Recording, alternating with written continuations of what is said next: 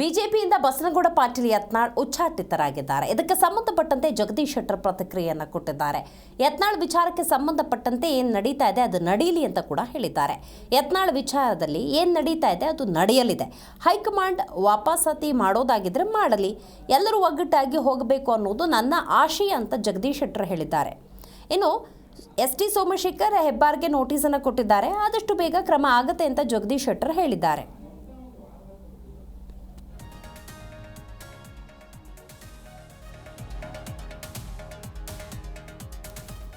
ಯತ್ನಾಳ್ ವಿಚಾರದಲ್ಲಿ ಏನು ನಡೀತಾ ಇದೆ ಅದು ನಡೆಯಲಿದೆ. ಹೈಕಮಾಂಡ್ ವಾಪಸಾತಿ ಮಾಡೋದಾಗಿದ್ರೆ ಮಾಡಲಿ, ಎಲ್ಲರೂ ಒಗ್ಗಟ್ಟಾಗಿ ಹೋಗಬೇಕು ಅನ್ನೋದು ನನ್ನ ಆಶಯ ಅಂತ ಮಾಜಿ ಸಿಎಂ ಜಗದೀಶ್ ಶೆಟ್ಟರ್ ಹೇಳಿದ್ದಾರೆ.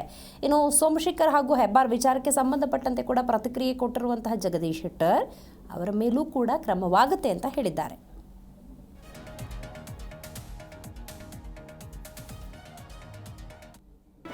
ಜಿ ಕನ್ನಡ ನ್ಯೂಸ್ ಈಗ ನಿಮ್ಮ ಮನೆಯಲ್ಲೇ ನೋಡಿ, ಎಲ್ಲ ಕೇಬಲ್ಗಳಲ್ಲಿ ಈಗ ಲಭ್ಯ.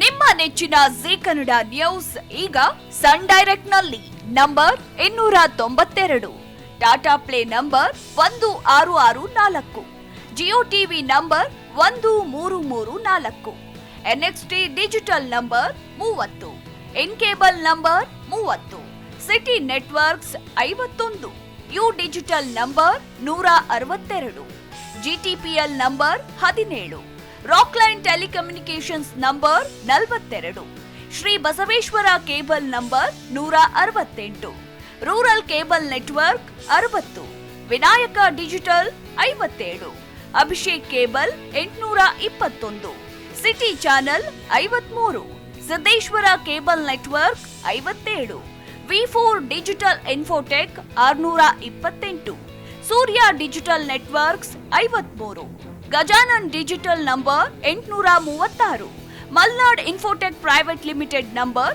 56, metrocast number 830, victory digital number 167ರಲ್ಲಿ ನೋಡಿ ಆನಂದಿಸಿ.